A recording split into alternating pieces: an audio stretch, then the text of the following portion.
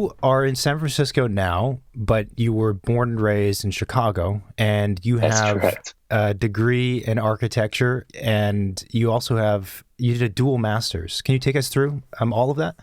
My God, well, how far do you want to go back to like to my love of Legos, or do we want to start at like the University of Michigan? You know what? Let's start with the love of Legos. Why not? Yeah. Like, well, I always feel like it's not like a really interesting story because I feel like if you interview any architect, the love of architecture always starts, when they're 2 or 3 years old and they're just playing with Legos. Very stereotypical for me as well. Just always love building things. Well, most people don't know, like I went to high school and also studied architecture in high school. Really? So the love of like, designing, the love of building, the love of like working through a set of drawings started really, really early for me. Wait, so do you know where this came from? I mean, were your parents architects or designers, or what did they do? No, it's actually very contrarian. Like my parents are actually very uneducated. They're immigrants from China. Didn't have a lot of opportunities to be well educated. My dad, for almost his entire career, worked in the kitchen of various like small little Chinese restaurants.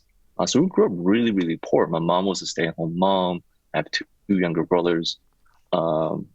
This is not like my parents are well-known designers, studied architecture, studied design. It's actually very, very much the opposite. That's brutal, man. Working in a kitchen, coming from That's China intense. and It's Chicago intense. North Side, like must have not been easy. No, it wasn't easy, but like I so appreciate my upbringing, like because I can always be honest with myself. I'm probably not the best designer.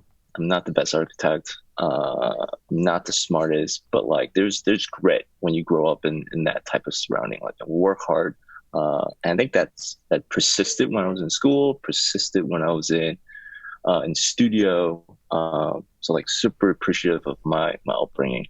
But it was not, to be lightly, it was not easy. Yeah. Yeah. But you did have Legos. I did have Legos. My parents couldn't afford anything else. Like there was no video games growing up.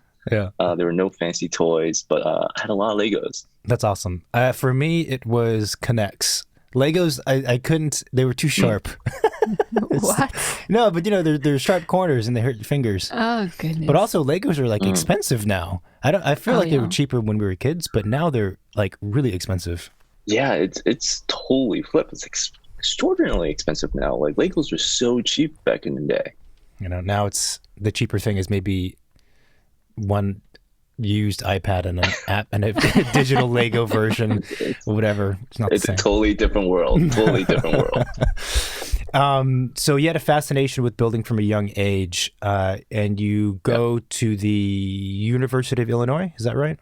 Yep. So like actually before the University of Illinois, like I said, I started studying architecture in high school at Lane Tech High School. It was a public school, one of the best public schools in the city.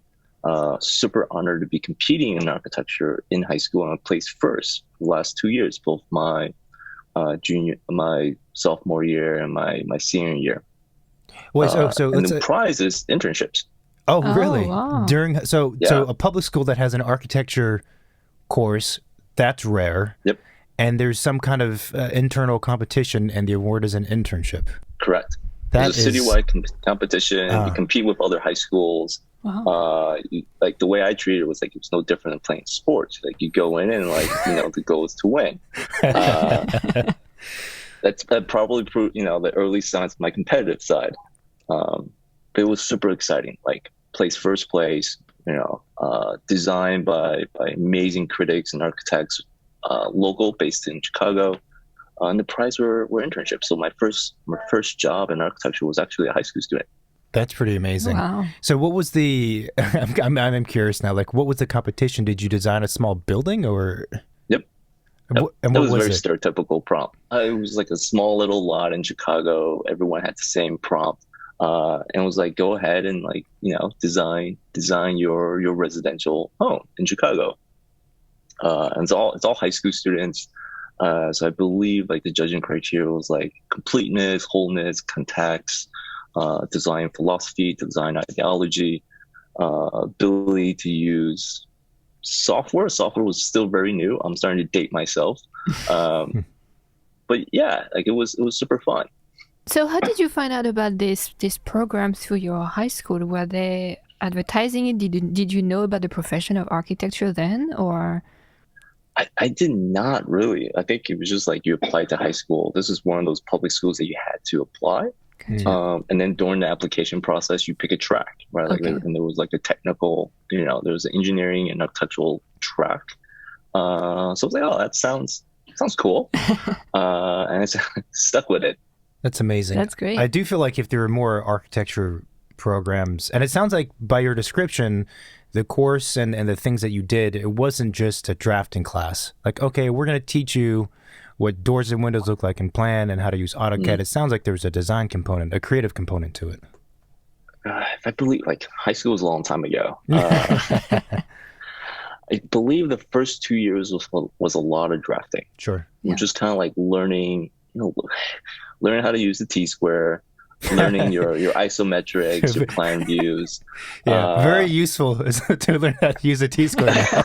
Yes. And then the last 2 years was mostly creative part. So once you get your foundational like first 2 years in, then the last 2 years was competition, design, learning AutoCAD, at least 12 I think at the time. 3D Studio Max was still very new. Yeah, those were like, wow, that's back in like the early 2000s. That's amazing. Wow. Oh, so you've had like 12 years of architecture school. Well, yeah. I mean, kind of on paper in a way. In a way, if you count every single little bit and part of architecture, I've been in it for quite some time. Yeah. Well, we can have to count the Legos too, so that's like 15 years. Well, now we're talking about a lifetime. Yeah. So after high school, University of Illinois for architecture, and how did that play out? Well, classic immigrant family, immigrant parents, don't go anywhere, stay home. So that was like my rule. I was like, well, how far can I go? It was like city limits. I was like, well, that doesn't leave me with a lot of options. So I ended up going to UIC. I think UIC and IIT were the two schools I was debating on where to continue my education in architecture. I just super drawn to like UIC's design philosophy. Robert Yuen was the dean. It just made sense. It was amazing. I had an amazing time at UIC. It was like all the early foundations of studio life, just thinking and contextualizing how to solve problems. Coincidentally enough, why I mentioned high school earlier is because I did a competition also my senior year at UIC.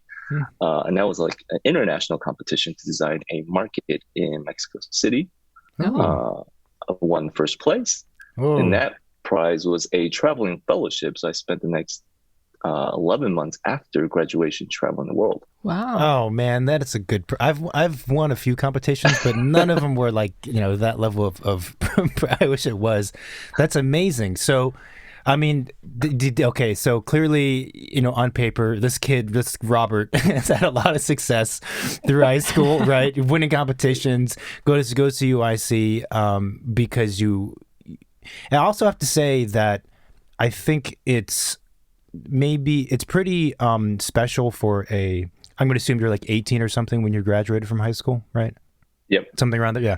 It's pretty unique and special for a person of that age to recognize that, I'm choosing between these two schools, but I'm going for this one because I like their kind of philosophy. There's something about it that I like. I mean, I think at that time for a lot of people, it's other factors come into play of more like which one has better weather, which is important for sure. I mean, it's a level of maturity, right? Yeah. Keep in mind, I couldn't leave the state or the city, right? Like, so like the weather wasn't gonna be good either way. Not a factor for you. Not a factor. So this competition, you said a marketplace in Mexico City, and you won it. Yep. And so then you end up traveling for like 11 months, and the whole thing was essentially sort of paid for.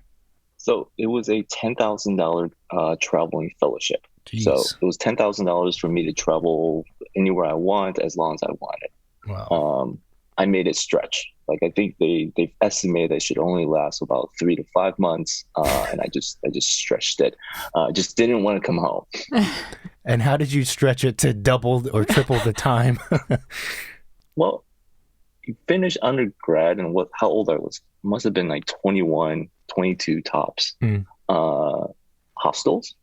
Mm-hmm. You don't eat fancy. You pre-book all your flights so they're cheaper. I've hitchhiked a couple times. I've taken a lot of buses, a lot of trains. You keep travel cheap. I've done small little favors whenever I live in hostels to see if I can get an extra day or cover costs. Some of those things could be like working on a website real quickly, fixing the computer, doing some kitchen work, some dishes for a night so I can get another day. And then like the other half of the trip was in Asia, and Asia was extraordinarily cheap. Your money stretch goes really far. So quickly then, like what were all the countries you visited, all the different places? It sounds like you went all over the place. Yeah. It was over 21, 22 different countries by the end of it.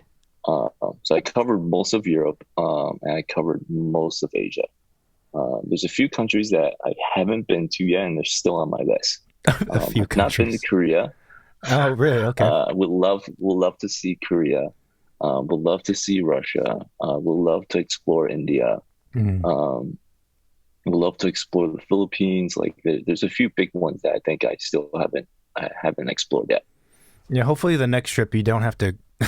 You have to stretch it. Couch surf and do favors, or maybe I don't know. I mean, that sounds like a remarkable thing. I mean, I think college graduates going on usually it's Europe, I feel like, is what you hear about. A Europe trip for a couple months for Americans. For Americans, for European. Fair enough. Is what you hear pretty commonly, but I think what you did was pretty crazy. I mean, that's a long time, and that is a lot of places. That's a lot of moving around. Yeah, it's pretty unheard of for American. Like during my travels, I meet a lot of like Europeans. During my travel, I meet a lot of Canadians, Australians. A lot of different other ethnicities and cultures, but not a lot of Americans. It's not as popular. But it was very much designed in a way where like go to Europe first because it's more expensive, and within Europe I landed in London first because it's the most expensive. And then when I landed in Asia, I did Japan first, knowing Japan's the most expensive country. And then just kind of like work my way there. In hindsight, did you feel like what do you feel like you learned from that experience? And that's kind of a stereotypical question, but I think again, your journey and the way you did it is a bit more hardcore than most. It's really interesting. Like I feel like I ask myself this question every year, and you find yourself retrospectively looking and trying to understand like what that time of your life was like. And you're constantly learning something new that you just didn't know prior.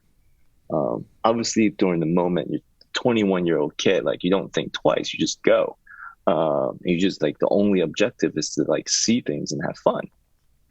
But like now reflecting back, like one of the biggest qualities I've learned is like the world's a really small place and you can do anything you put your mind to. And that became really, really clear when you start to tackle like, a major feat of like, I'm gonna land in a town. I don't know how to speak the language, and I'm gonna order food. I'm gonna figure out a place to sleep, and then I'm gonna do that constantly as I move from one town to another town, 1 week or 2 weeks at a time. So the ability to like just have the courage to be like, I can do this. This isn't that hard. I just gotta put my mind to it. I just gotta cover the basics before we do anything else. Having like a fearless culture and just go heads first to go in, probably really got amplified during that 10, 11 month travel period. And then like a really deep appreciation for other cultures and be able to get along, relate, and understand that like the world is also a small place and a big place all at the same time.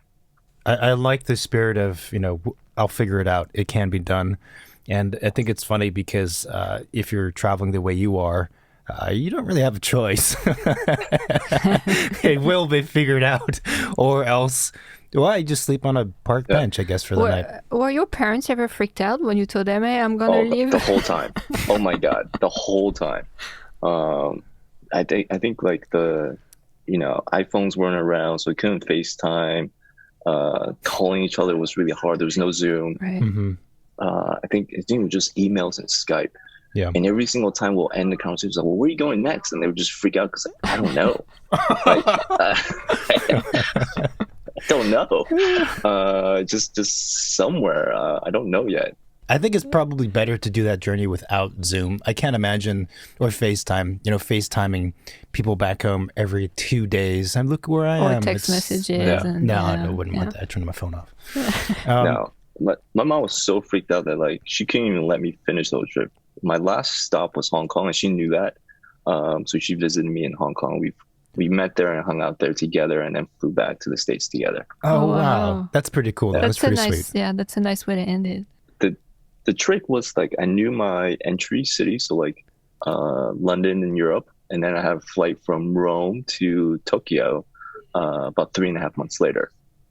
And then I have another flight planned about 4.5 months later from Hong Kong back to Chicago. Wow. So everything in the middle is like, I don't know, but like I know where I need to get to. So you had nothing planned in between those places? You kind of did it day by day? Day by day. Oh, wow. That's and I loved it. Like sometimes I would have plans, like I really want to see Barcelona, so I'm going to make my way to Barcelona. But then while I was in Madrid, I met amazing friends in a hostel. And made my way south to Granada. And like that's like the southern tip of Spain. It's the last Muslim stronghold. There's an amazing palace called the Alhambra. Yeah. I would have never discovered it if I didn't leave my itinerary open. Gosh, I love that way of traveling. And actually, I love that way of traveling, and even at a smaller scale, just like moving throughout cities and stuff, and just meandering and not knowing where you're going to go exactly. And I have this kind of theory that things have become even more, like destinations are even more plotted in advance because of, the technologies we have in a certain way. And there's something missing. It takes the fun out of it. Right. Yeah. Right. Well, and everything needs to be efficient too, I feel like with those technologies. So we're probably all of us, kind of losing a big part of the fun in things we do. Yeah, if you imagine like our day-to-day lives now, I look at my calendar and just like it's every second plan. Right? Yeah. Like I got 20 meetings to go to, one thing after another. If I'm gonna take a vacation, like I want the exact opposite. Right? Like all I know is that at night I need to eat and I need to sleep. Everything else during the day, like just let it happen. That's fantastic. Okay, so you had that crazy trip, and I feel like we could probably just talk about that trip for the next like 5 hours. I know.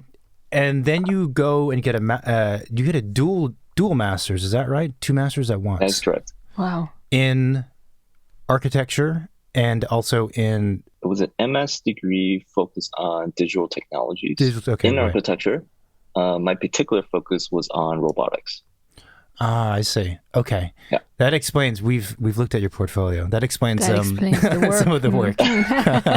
There's very cool stuff. How did you find it? We have our sources. So you got some cool stuff in there. Yeah. So that's crazy, doing a dual masters. I mean, this is where the grit comes in, I suppose, and probably throughout even to creating Monograph. Was there any hesitation or any thinking that maybe you wouldn't go on and do a master's, or was that always kind of part of the plan? That was always part of the plan. Like if it, go right back to the travel story. I come back. The first thing I do is I email my professor. I want to take him out to dinner and just say thank you. Right, like he supported me when I was doing the competition. He's a big part of the success of me winning the competition. I've just returned back to Chicago. I want to just say thank you. Offers me a job on the spot. Wow. So I end up working at Richard Blender Architecture, Wilkinson and Blender Architecture, for about 2 years, doing mostly high-end residential. And I was like, look, I'm going to be an architect. That's decided. You can't be an architect if you don't have a professional degree. Like, it's very difficult to get licensed. Like, it's part of the course. So like the 08, 09 financial crisis, I got lucky. I didn't see it coming, but like I was already applying to schools and I got in. So it's just a good time to go back to school. Michigan is a phenomenal school. I'm always for the rest of my life going to be bleeding Michigan.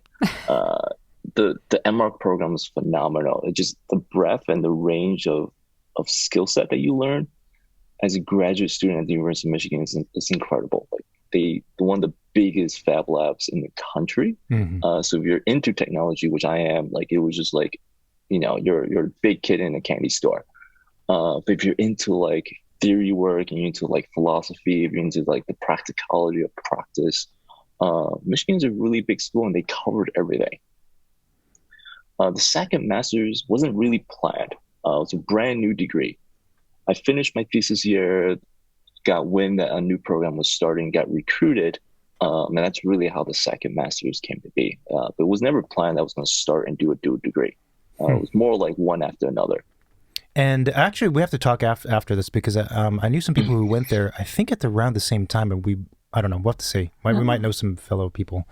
Anyway, so University of Michigan, and then you graduate. And did you go back to practicing in architecture? I did. So like immediately after school, what every kid does now after graduating, everyone will continue to do for a long time is you work on your portfolio, right? Like you got to work on your portfolio. We got to work on applications. Yeah. It's time to be a big kid now and get a big kid job. But it takes time, right? Like it takes at least a month or two, if not a few months, to work on that portfolio and the resume. And plus, I needed some time off. Like school is tough. I just needed to unwind. So while I'm working on my resume and portfolio, I started my first project, which was called Section Cut, and it was really just designed for myself as a bookmarking tool for everything that I've learned at Michigan. Keep in mind, like I've already spent 2 years in practice prior to grad school, and it's like the one thing that I've learned is if you don't keep knowledge somewhere or resources somewhere, you tend to forget it. So like a really good organized bookmarking tool, like it's just something that you need. So I just made my own. I love the name Section Cut because it was just like instead of cutting through a building, I felt like I was just cutting through knowledge and I just needed a way to kind of like store not just like the Rhino plugins and scripts and the Grasshopper scripts that I was writing, but also like the books that I was collecting, the books that I was reading, the articles, amazing online blogs, just a way to really archive all that information. Mm-hmm. And then I got a job at SOM Chicago. It's a pretty serious place and a pretty serious office. I'm curious, what was that like at SOM?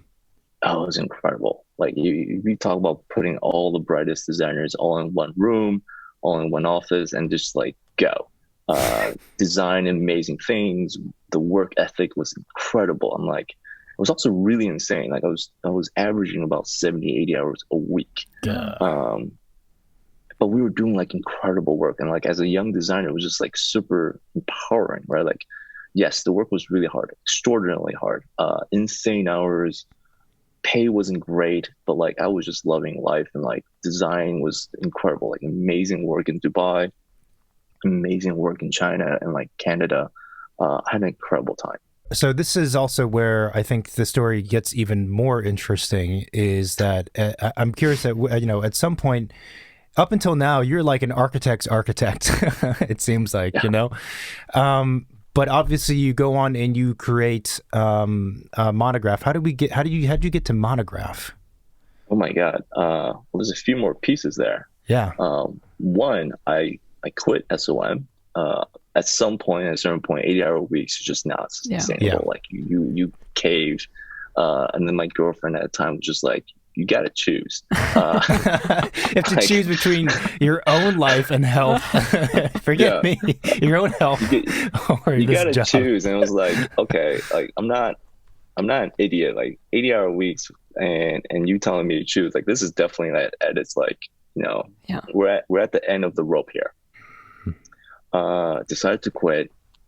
We packed our bags and we bought one-way tickets to San Francisco. Like we need to change. Wow. We've been in Chicago the whole time. I've been in the Midwest the whole time, right, with graduate school at Michigan.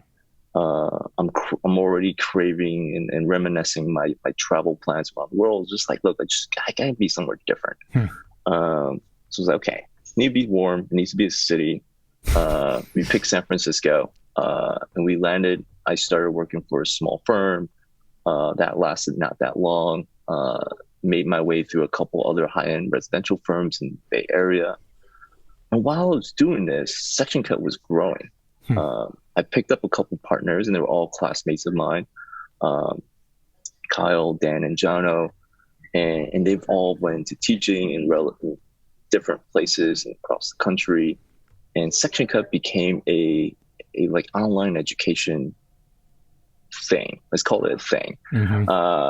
It just evolved where we were selling workshops, and I was working in an office Monday through Friday, taking the red eye on a Friday night to fly to a school that we sold the workshop to. The big one I used to go to a lot was University of Tennessee in Knoxville.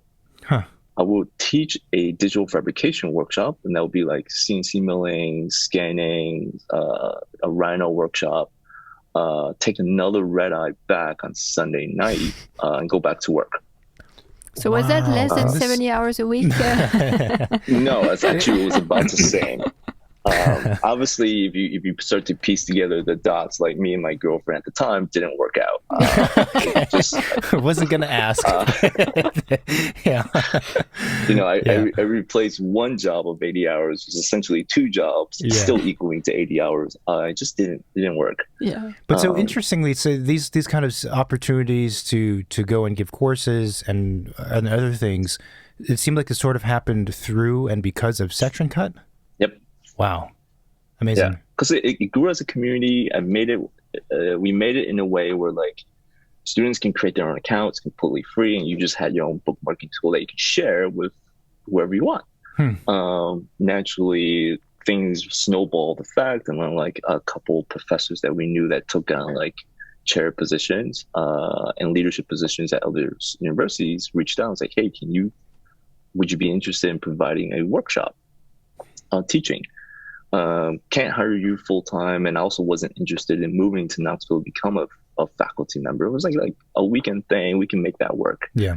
And that was really my first foray into like legitimately trying to run a business, or at least like a side hustle.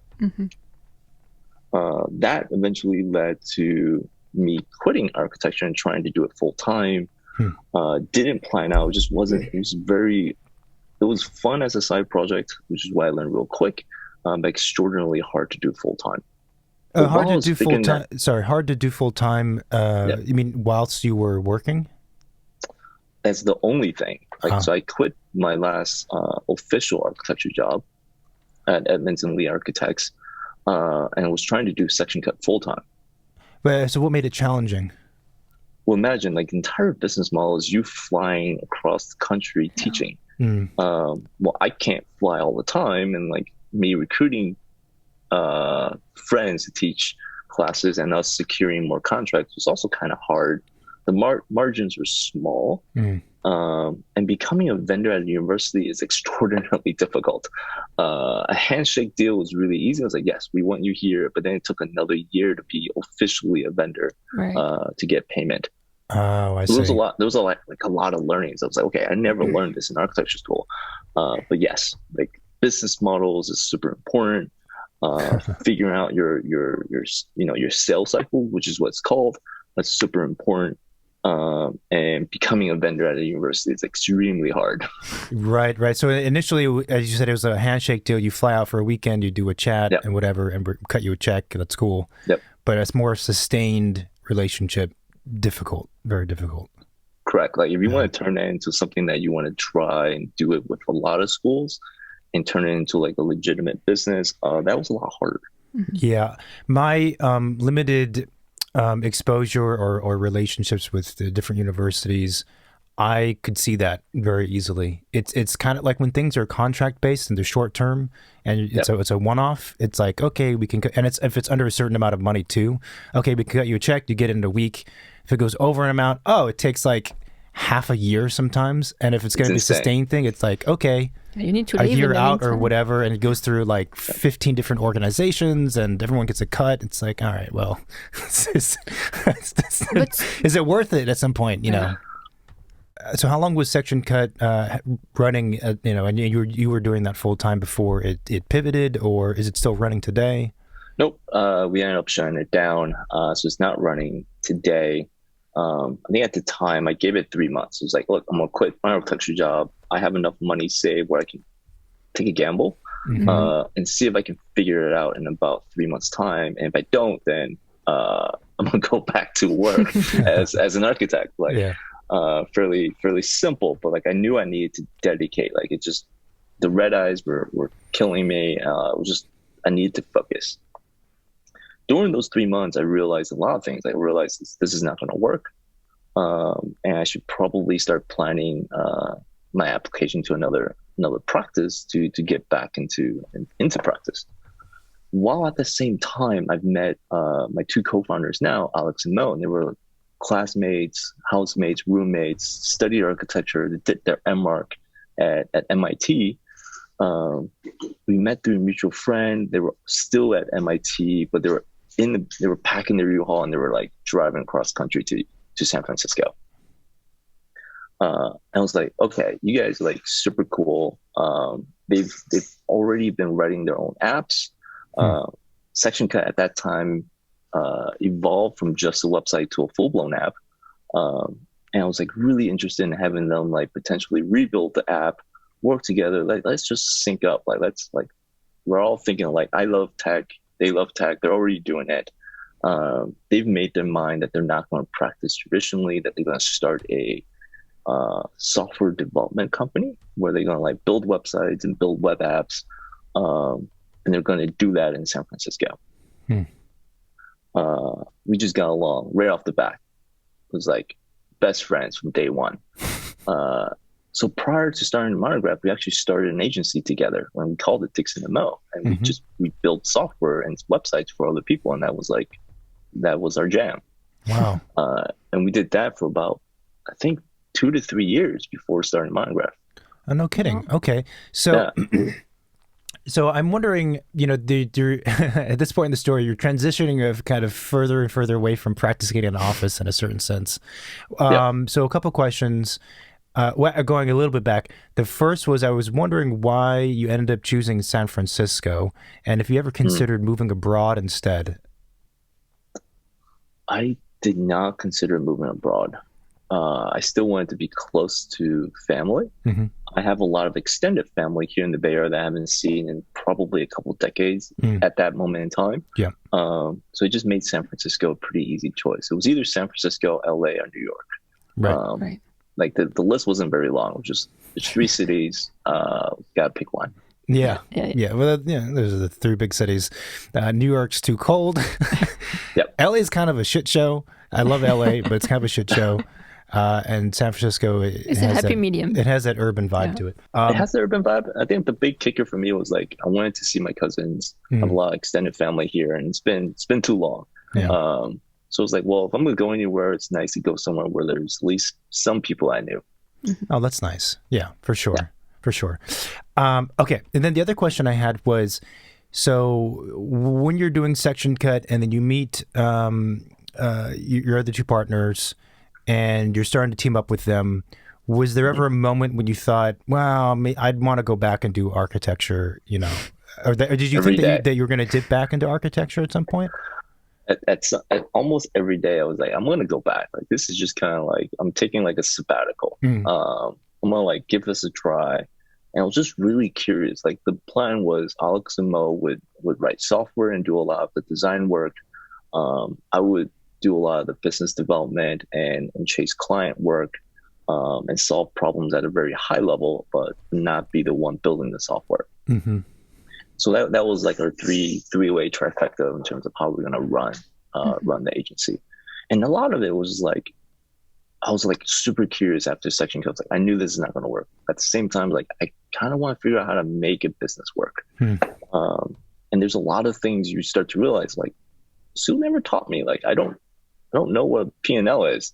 I don't know what income statement is. I don't know what accounts receivable is. I don't know how to like read contracts. I don't know how to like negotiate contracts. I don't know how to chase work.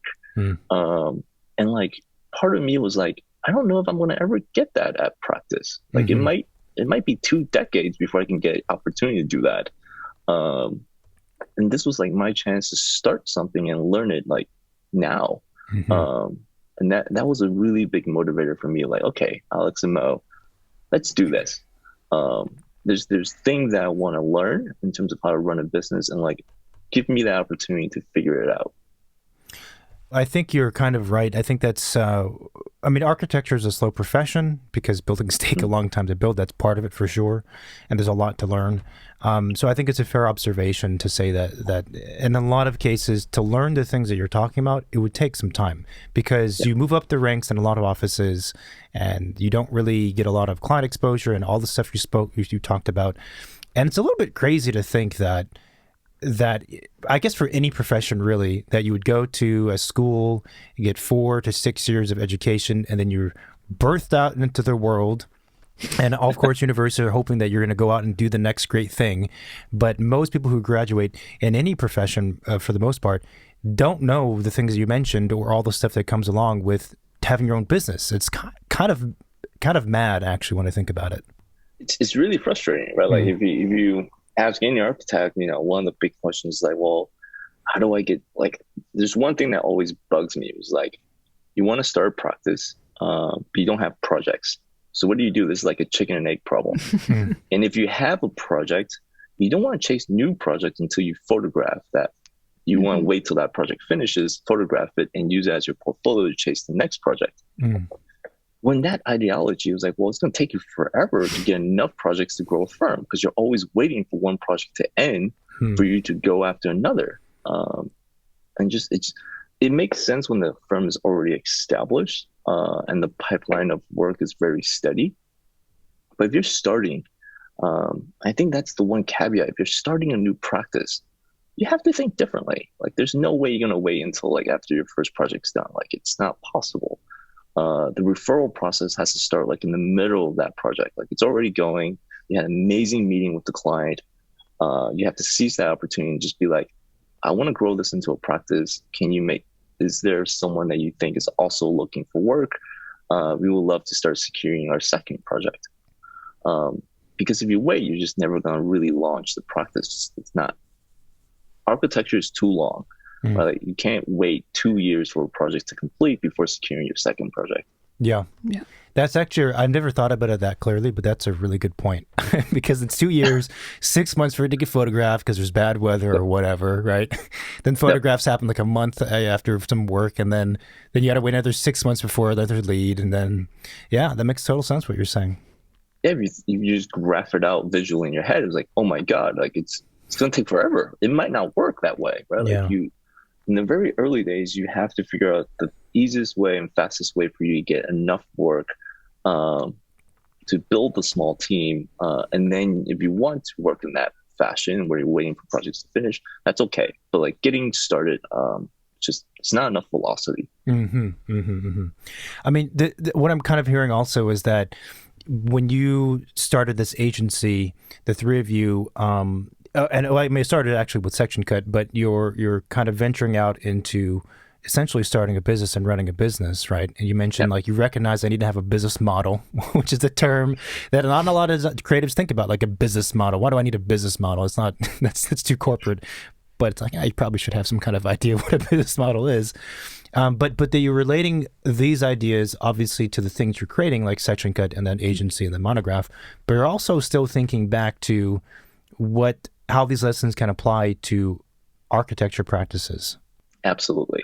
And I think that was like part of the big reason of starting Monograph is like, how do we essentially group everything we've learned through Section Cut, through me watching other practices prior to that, through us launching and sustaining a very, very profitable agency.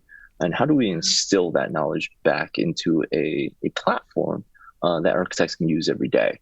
And really like kind of, or, obviously the low-hanging fruit is where time tracking project management tool, but the higher level order is like, how do we educate the industry more on like what are better business practices? How do we grow the industry? And how do we make sure that like the common saying that architects don't make money goes away? Because it's totally not true. Like if you think about the amount of work and the fees that you collect, they're enormous. Like a normal person doesn't hire an architect. Yeah. Architecture is definitely a service that's provided to the wealthy and to the upper class. The fees that we're securing are enormous. We're just not doing a good job of managing it efficiently.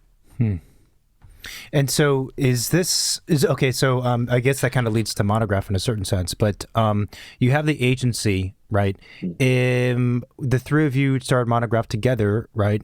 So what was the conversation that took place, and how did you decide specifically that you were going to go that route? Was it a conversation about, trying to help the practice in the broadest sense and all the issues you brought up?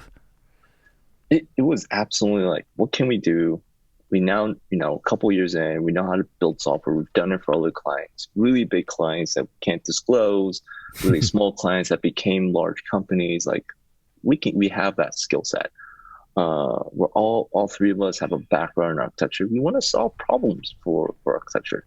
There was back and forth debate for many, many months of like, well, what is it? And actually Monograph have had many different lives prior to this version of Monograph.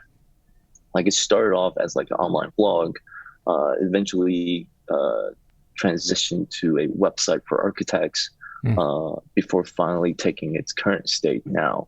And it's just us iterating on like, what is the most impactful thing we can build for the industry. That's so great to hear that, the current version of Monograph is the result of this, basically a design process. The really interesting part is like, I never consider myself like an entrepreneur. I don't think of myself as a business person. Everything is an architectural project, right? Like everything has context. Everything we use design and design thinking to work through. It just happens that our medium is not paper anymore, and our outcome is not a building. But the way we process and the way we approach every problem is actually very much almost the same. I would say the business side is also very much the same, right? Like if you think about the whole like photography scenario of like chasing new work, it's not a business problem, it's a design problem. Like it's like we can look at it as like, well, I need to design a constant flow of clients that are interested in my design philosophy to build more work, which means I need to constantly portray design philosophy so I can solicit new work. Waiting doesn't make sense in terms of launching the practice, and you just have to like think through it like a design problem. I think that's great. I think also because you're a perfect example, and you're probably aware of it as well, that there are a good number of people who study architecture, consider themselves, designers, we could say, but they end up going off and doing something related, or like you are doing, or something totally different. But it's somehow the mentality and the education and the approach to problem solving continues with them, and they feel very much part of the community, even when they're doing more detached things. I think the education and even like the practice of architecture is really great.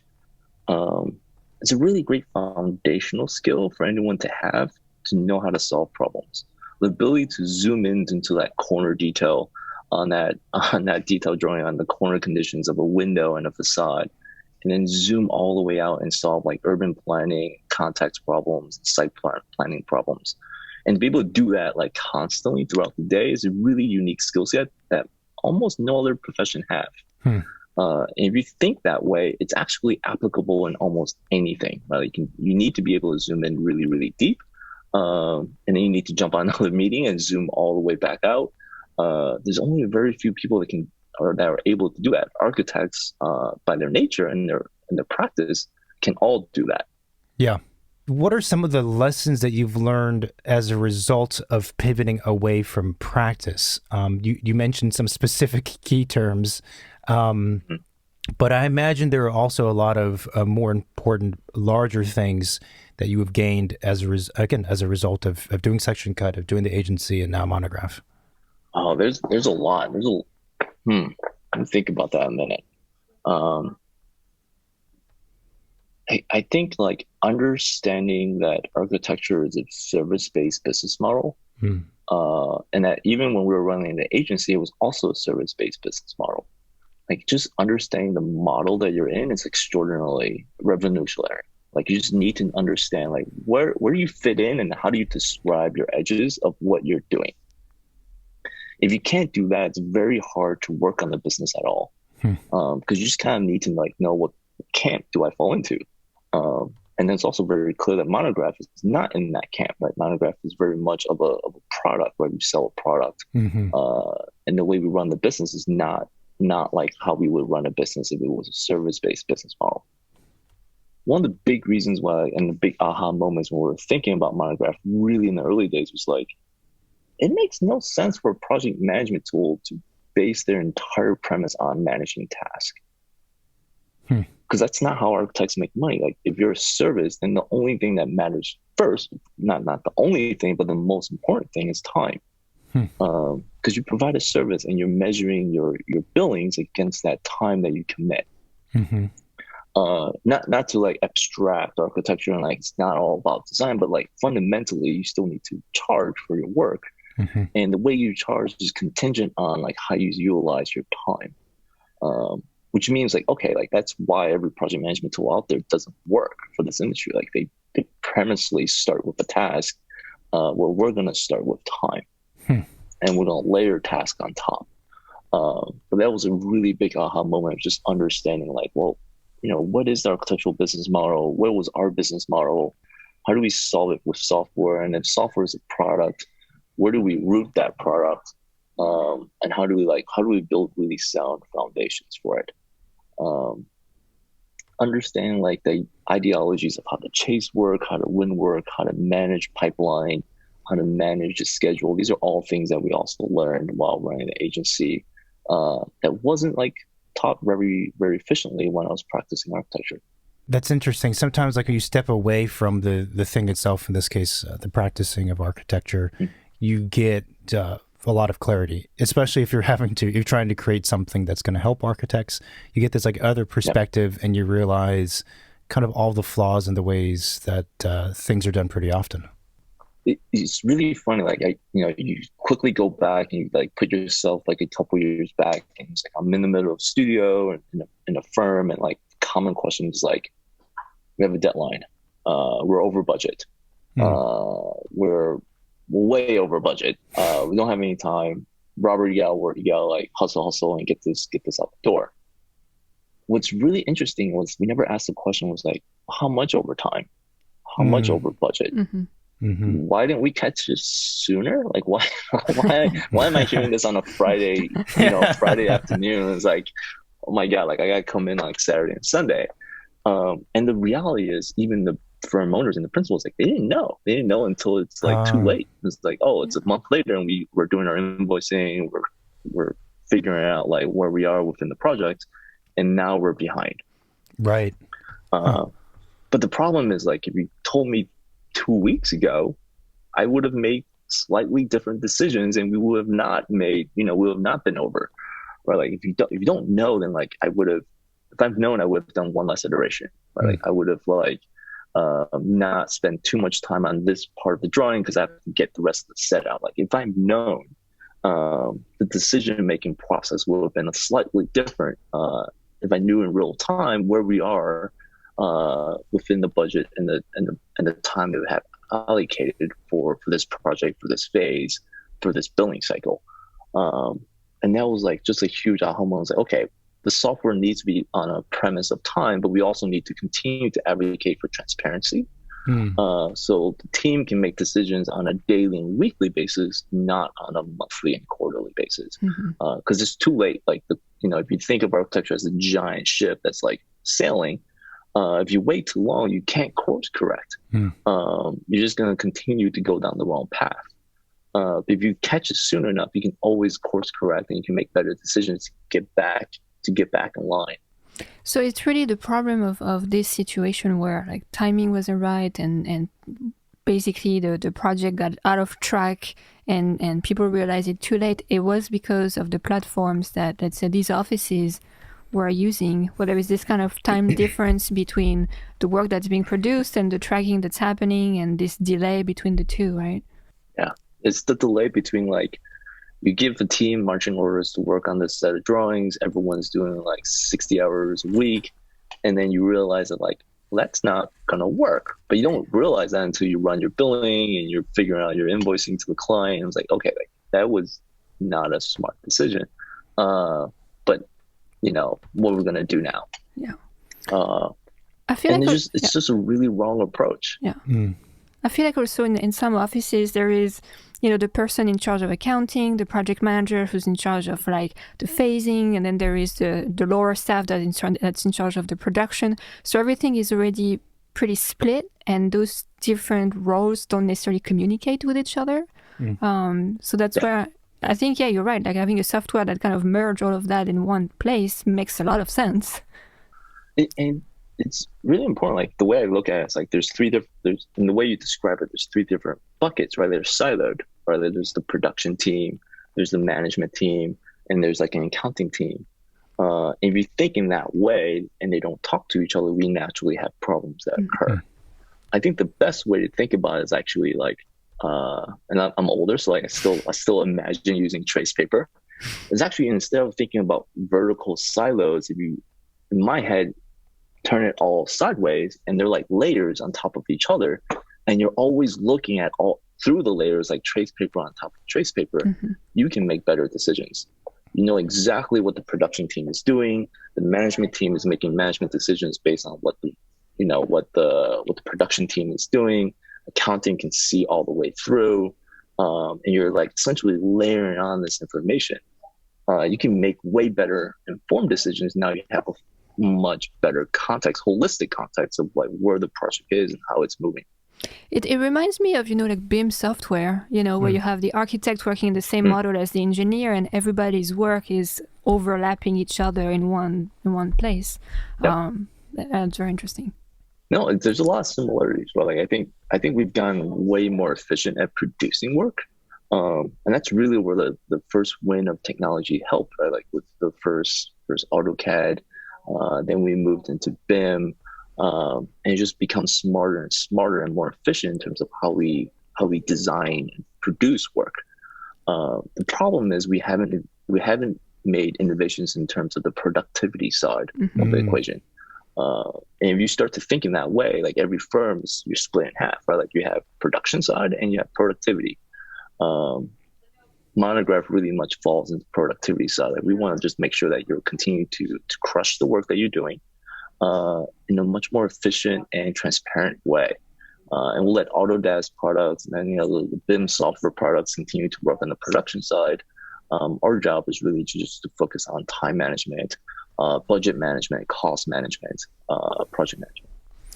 It's a really great point, and it's the side. I mean, there's this kind of notion that architects are notoriously unorganized when it comes to running a practice, and they're not good. Not good at business. Business, and you know those generalizations are true most of the time, I would say. So I think like it seems to be that an office. It's forgotten a lot of times in design offices, I think, because a lot of architects, they are creatives. They like approaching their work that way. Their passion is design and creating, you know, great stuff. That is their passion. And they forget that, you know, if you have a business and it is meant to be successful and you have employees especially, you have this machine that needs to be fed. And it's not just for the sake of keeping the machine or the business alive. It's to eventually get you more funds and more money and more time to do better work. But it's that part of the equation. You said there's like a two halves sort of, like there's been innovation on the, I forget how you labeled it, on like the technical side, let's say, of the software that you use, production, right? But not a lot of thought or innovation on the other half, which is just as essential in terms of having a business that is going to be profitable, or at the very least, you know, breaking even. Yeah, and I would push back, and like we can have a much longer conversation. But like, I actually think architects can be amazing business people. They've just not been equipped with the right tools. And if you don't have the right tools, then how could you? Right? Like you're like a chef without your knife. Right? Like you can't cook. Right? Like an architect today without the right design tools, it's very hard to design. You still need the right tools. And with that, I think the industry will start to understand that like architects are actually amazing business people. Like we're in an industry that's the second oldest ever, only second to architecture, right? As human beings, we've learned how to farm. And immediately after we learn how to farm, we learn how to build shelter. Architects are amazing individuals that are able to go out, secure work, secure contracts and proposals, do amazing work. But fundamentally, from a business perspective, they're part of an industry in the United States that like collectively bill over like $50 billion a year. Like, no, like architects can make money. We just need to be equipped with the right tools so we can keep a little bit more of it in our pockets. I think that's really the big thing there. It's like we can go and get work. We just need to keep more of that money in our pockets. Interesting. Yeah, the management part I think is a big part. Yeah, and I mean, like I've been in offices and the various offices we use different softwares and stuff, but it always felt like I won't name names, but it always felt like it wasn't really built or designed for architecture offices. So this is another question too. It's in a broader sense is, the difference between a creative office versus an office that does less creative work. We could say I don't know what would be an attorney office, or I don't know what accounting. I don't know whatever. Versus like an architecture. So, but I guess I'm talking about there's a discrepancy between like creative work, which tends to have the reputation of being difficult to define in terms of time and cost, versus things that are much more quantifiable. And it always felt to me, getting more specific, that the time tracking softwares and stuff that were used by these creative firms was not really meant for creative practices and creative tasks, if that sort of makes sense. No, I think you're totally right. Like time tracking tool for like a lawyer just doesn't work for an architect. I think one of the biggest things that you have to think about is like, we're very much a project-based industry. We work on projects. So there's always like a holistic number. There's a big total budget number somewhere. And that's very different than like how a lawyer operates. It's like, I'm gonna bill you for every minute. And there's no cap, there's no not to exceed clause. Where in architecture there is, even if you're an hourly project, I'm pretty confident that there's a not to exceed clause somewhere, because the client's gonna be like, yes, we can bill hourly, but I'm not gonna pay more than like this number. So that's one big difference. Another big difference is like the work that architects do is extraordinarily long. The longer the project, the harder it is to manage. Right? Like if you're trying to do a quick project, like 1 week, I want to design a website. That's really easy. It's only 1 week. But for an architectural project, it could be as long as a decade. Right? Like it could be like a 4 to 5 year design phase, proposal phase, planning phase, and then another like 4 to 5 years of building. It could be as complicated as a decade, or as fast as still 2 years, right? It's still going to take like a whole year to kind of like go through permitting processes, design, schematic, approval, budgets, secure a contractor, and then another year of building. The duration is extraordinarily long. Yeah. You talked about kind of like why Monograph was created, and that's evident by your background, your story, and et cetera. But like, how did you guys go about creating it? Like, was it just the three of you brainstorming on, how to solve this particular problem? And you said, okay, let's, flip the time versus task, approach, and starting with time first. But then from there, like, did you reach out to a bunch of offices and say, what would you like? Was it really an internal thing between the three of you? It's a combination of both. Like, I think internally it was like aha moments in terms of ideas. We definitely want to vet it with our friends. And as you and I know, all of our friends are architects. When you study architecture, your network is also all architects. So you just go and have beers, and like it's the same problem, right? You have a catch up with old friends, like project's on, there's a deadline, can't manage time. I have to go back to work after this beer to like finish up a set of drawings. It just kept recurring over and over again that this is a problem that's worth our time and energy to like focus and solve. and it's a big enough problem that we're probably not going to solve on day one. It's going to take us like a decade to really holistically solve this problem. And that's really exciting, right? It's a really massive problem. Like, how do we solve this? And like, where do we start? And we know that we're not going to get an answer for at least like a decade. So just iterating back and forth on the idea. The great thing and advantage for us is we already knew how to build software because we were doing that as a service for other clients. So we get to work.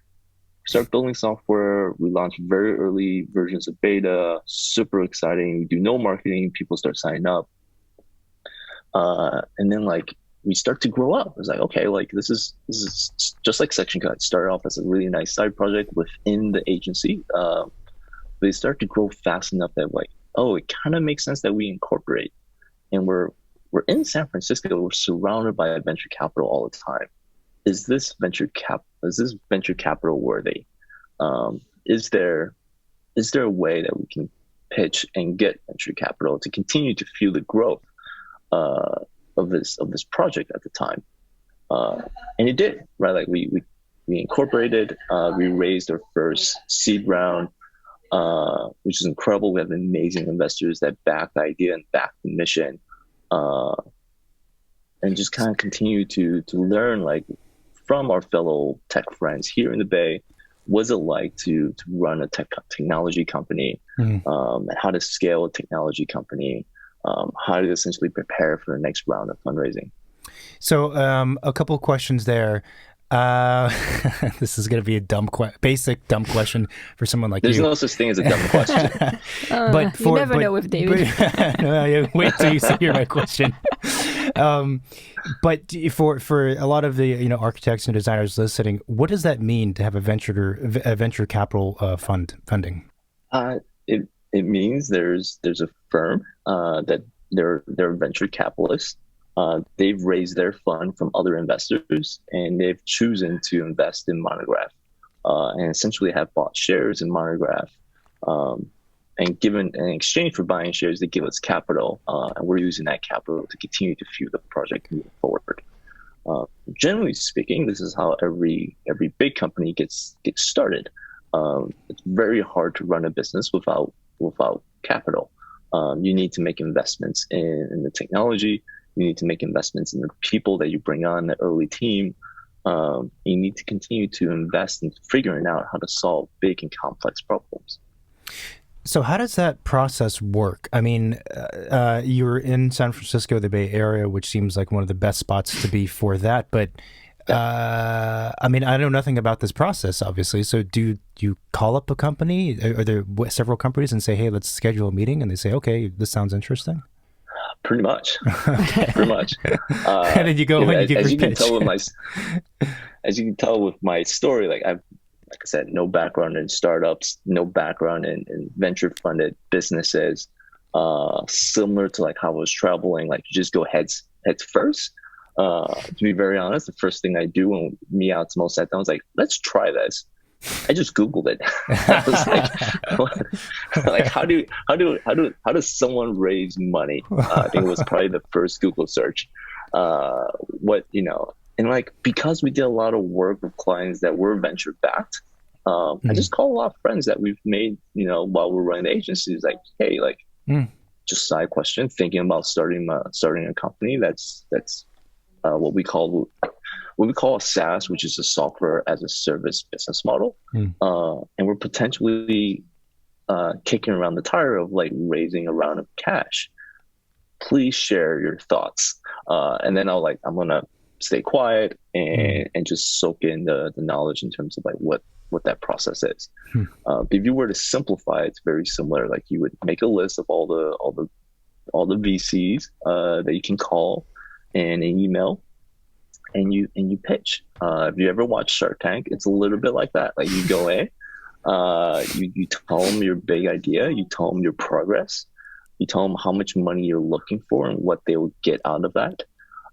You start to learn a lot of business terminologies. Like you start to learn what a total addressable market is, your TAM. You learn what a go-to-market motion means. You learn to like what is a verticalized SaaS means. So it's like super educating. Like it's actually this is the one thing that I'm excited every day because like the wealth of knowledge that I'm learning day in, day out, it's incredible.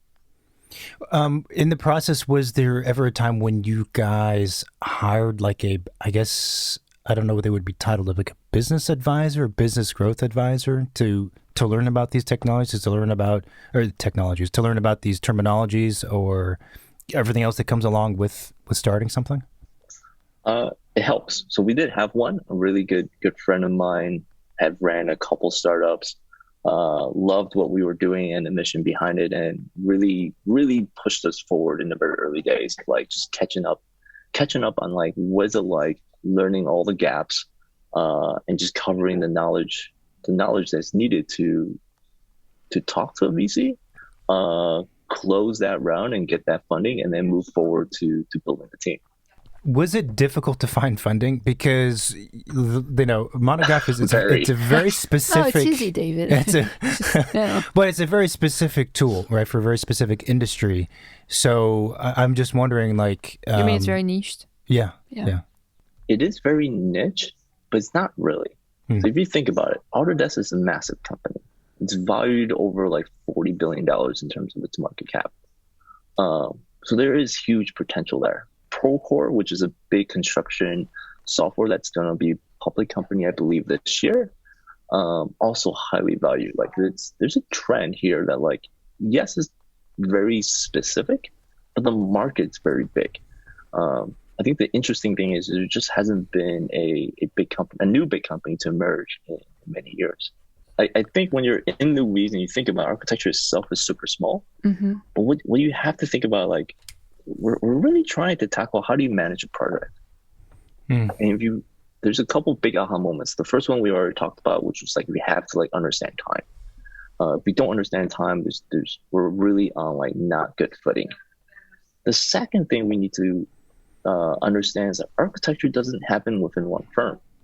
It's not like other industries where it's just like it's within your four walls and you do architecture. It's like, no, like it's so collaborative. There's so many consultants, so many stakeholders. There's so many people involved that are not part of the original firm.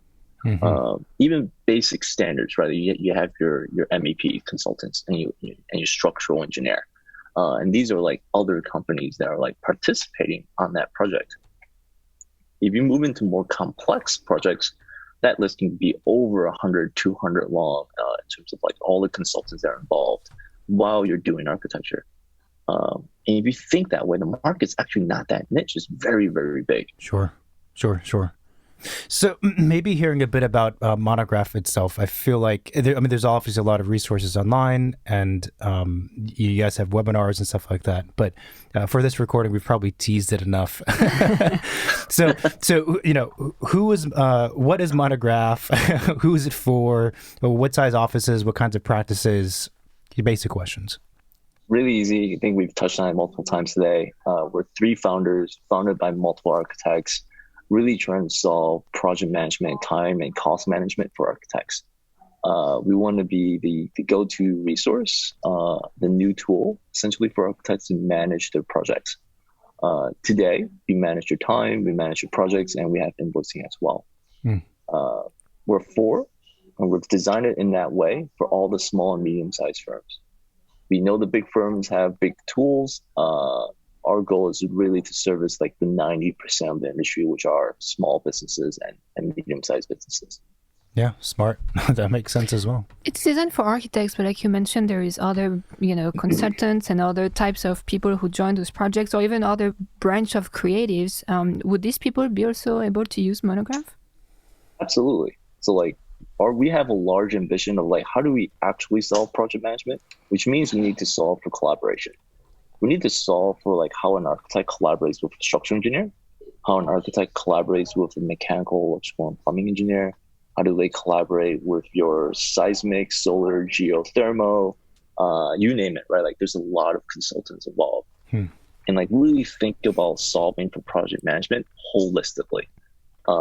This is also why like I think the problem that we're trying to tackle is going to take us a decade to really fully like figure out.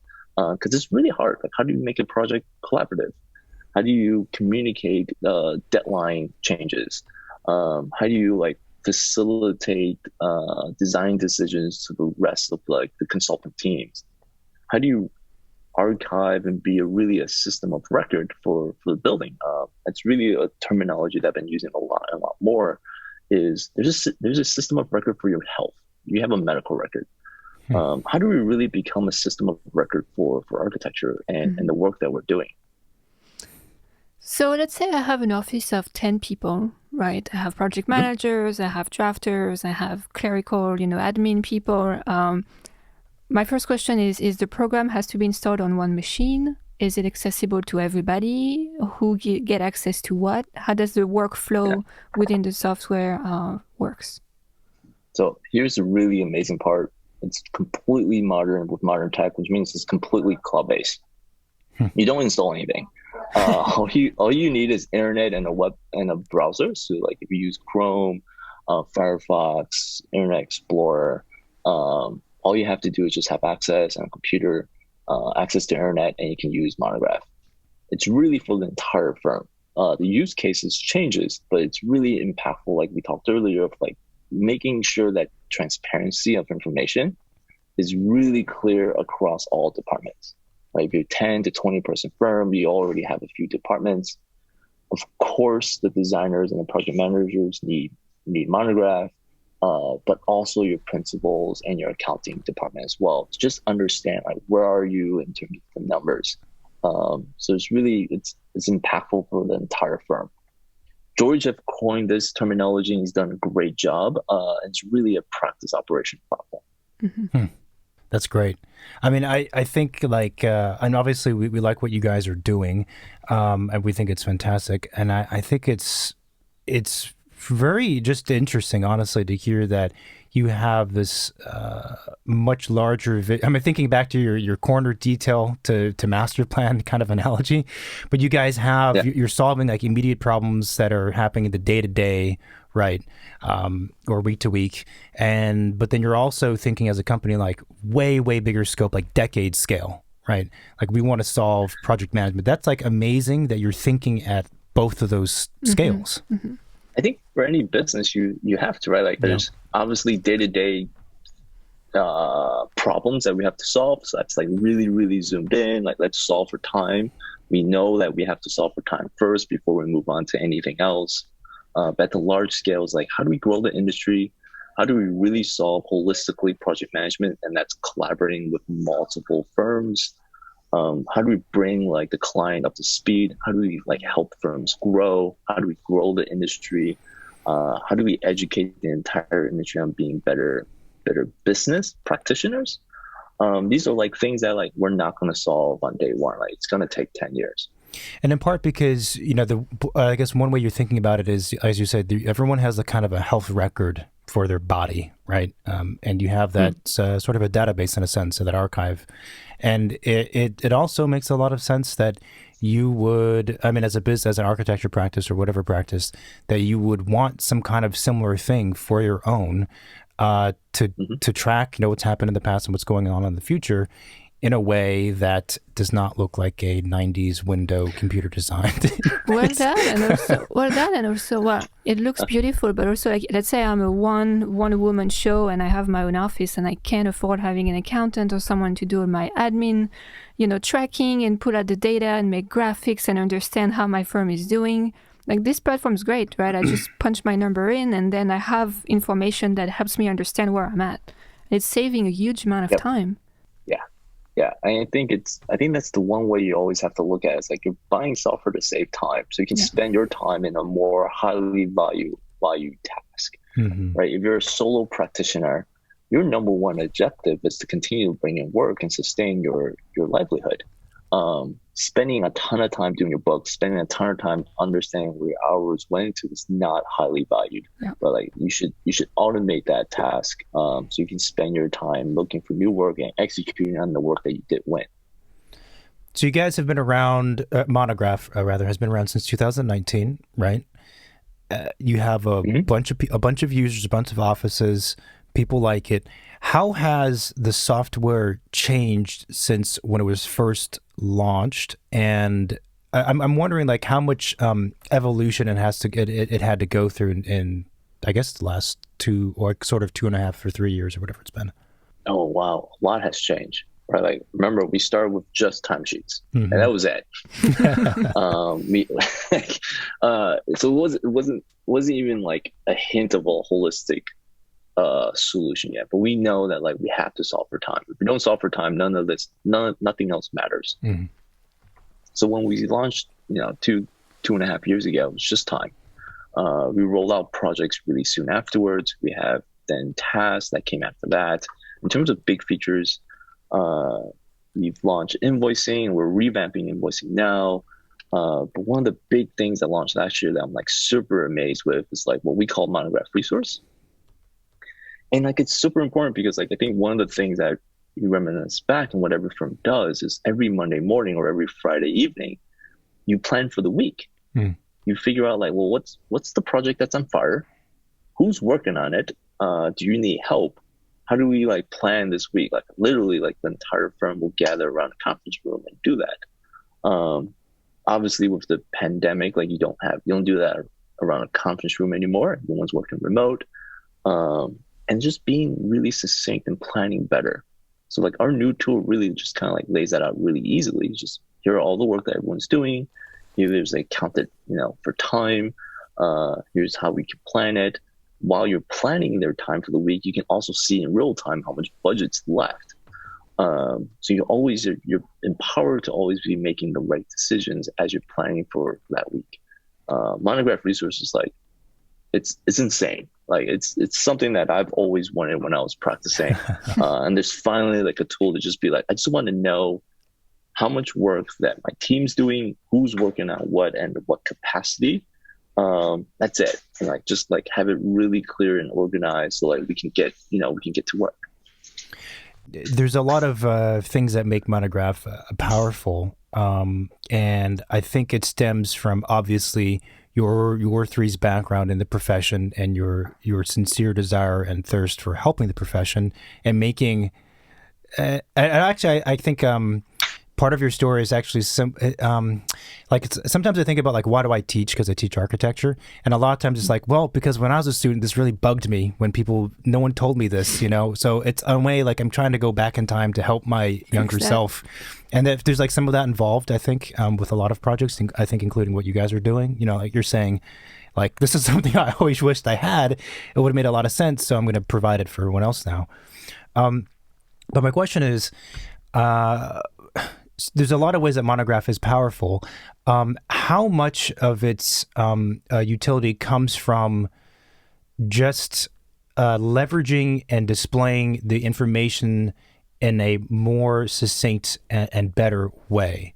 Because I feel like with some other time management and whatever management things for other offices, people put in the hours, they log in the hours. So there's some information there, but maybe it's not just a matter of the information itself. It's also a question of how does that even get, regurgitated or displayed in a way that's convenient and makes sense for that Monday meeting or whatever.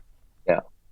I love this question. And honestly, we can do an entire another podcast on just the notion of representation, right? Representation is a huge topic in architecture. We all know this. And we all know the value of representation within the practice. What's really important is like representation takes on a huge role in terms of how we consume data as well. And it's really core to our ethos here at Monograph. Like we will go slower just to make sure we're solving and we're working on the right representation to present that data. Because when it's not, then that's where it all fails, right? Like it's not that the data we're collecting is new data, like everyone has historically have entered time. It's not new. It's just like it was never presented in the right way. And it was never presented in the right context, and it was never presented to the right audience in the right manner, which means the representation of that data set was just never done right. We spend quite a lot of time making sure that like to keep the app elegant, beautiful, but also extraordinarily informative, means we're constantly working on representation. Yeah. And you can tell, I mean, even just off the bat, when you visit the website, it's like, oh, My eyes like this. I'm drawn to But it. that's also a great way to teach, architects to understand and pay attention to that information, right? Yeah.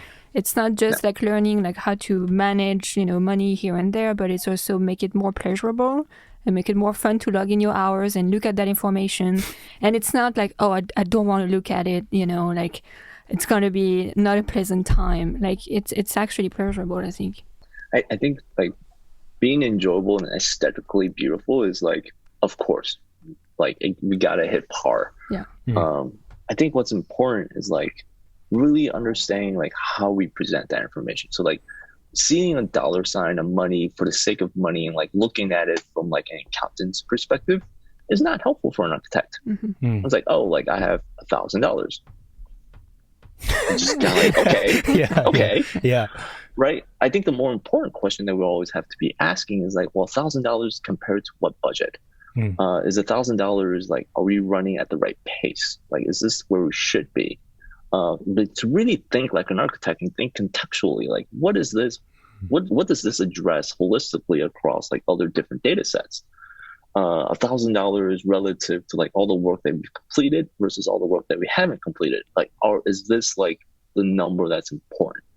And like, we're not really building an insightful and informative product if we just don't answer those type of questions. Just showing you $1,000 net you nothing, right? Like just you literally put your hands up and it's like, okay, it doesn't mean anything. But like when you really peg it to like a project and really peg it to like what that's really important to, then it becomes a lot more easier to digest. Like, okay, I know why this is important and I know how to react to this. It's either like we're right on pace, or we're going way too fast, and we're going to be over budget soon. You just need to be able to get to that conclusion faster. I think like I love the word representation. I love the work of like really drawing the right drawing to communicate to the right audience. Here at Monograph, we're constantly doing that. Like, what are we designing? Are we designing it in the most effective way? And are we communicating what needs to be communicated so that information is useful? If not, then we're no better than like, the software in the 90s. I have to say, after your little speech there, I'm kind of tempted to just go work for you guys. Oh, well, give me a heads up. We're hiring. I saw you guys are hiring. It's amazing. Do you guys release update of the software like frequently? Do you know? Pretty frequent. Yeah. Yeah. Anywhere between 2 to 4 weeks, there's a new release. Wow. So we're just constantly working. Like I said, there's more than enough work for like 2 decades. There's a lot of problems to solve. We're just being very strategic in where we solve first. So we continue to build a really good foundation. I think the pace for us to release things is really important because like for us to continue to know that the value is like there, we just need to constantly put it out and ask for that feedback. Right? Like we might have started something, we might roll out a new version of, for example, we have project templates finally coming out. To date, we don't have project templates. So like this is like a huge win, like to be able to templatize certain typologies of work so you don't have to recreate that project over and over again. But like we only knew to like work on that because of all the feedback we get. And I, very much positive that once we roll out project templates, we're going to get a lot of feedback on what to do next and how to improve it. Which means the faster I put out new features and updates, the more feedback we get and the better the product gets faster. Right, that makes sense. I really like this idea that the pace at which you put out new stuff is a really important thing for you guys to consider, and this would go for a lot of other we can call it a project, a lot of other types of projects as well, but especially probably I would imagine for essentially a piece of software, you can't put out something that's flawed. It would probably lose a lot of users, get some bad ratings and all that kind of shenanigans.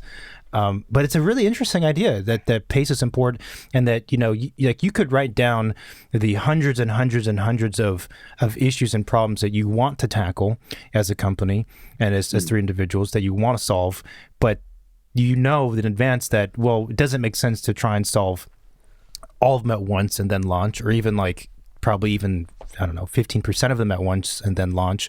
And it also doesn't make sense to So there's a proportioning sort of that has to happen, in a sense, in order for the versions that you put out in order for them to be good, but also, I mean, just to get the thing out there. And as you said, like it's an evolving, almost an evolving design project that's live, sort of. Yep, absolutely. I treat running a company or product just like any other relationship. A relationship only works when you have constant conversation and dialogue. Like, we're not friends if we don't talk as much as we can. But like, you're not family if you don't, like, you gotta call mom and dad. You can't, the relationship's not there if you don't call them. I think it's the same with a business. Like, we have amazing customers, or I love our customers. They put their trust in us and they continue to give us input on how to build Monograph better. But the only way to continue that relationship is to continue to do our part, which is to continue to give more and improve features over time. I think that applies everywhere. If I were to run a practice today, one of the big goals of running a practice is to just make sure that your clients know that you're a practice. Like, you have to release enough news so that, like, you can continue to solicit and keep your clients or future clients informed that, like, yes, you are in business. Yes, you're being creative, and yes, there's like amazing work coming out. If you don't do that, then how do they know that you're still around? Or like, how do they know that you're still active? How do they even know that you exist? So the pace of how you communicate and the consistency of that communication, I think it's super important, regardless if you're running a software company or not. Like, it's just a really good life principle. I have recurring invites on my own calendar to be like, hey, that's time to call your best friends, because like, they're my best friends. I'm like, I don't want to forget about them, right? Like, it's a two-way street. You got to commit the time. David has reminders to be happy every day, so you see. I should probably do that with my friends, though. I don't do that. Smile more. Smiling helps. It's true, though. Actually, that's funny. I mean, you say that, but like, I think I read sometime there's a psychological effect when you smile. Like, physiologically, it does something like to your brain. It makes you want to be happier, but it's tough to smile when you're not happy. Be happy, David. Yeah, that's exactly what the reminder says, and I look at it most of the time. I'm like, yeah, fuck off.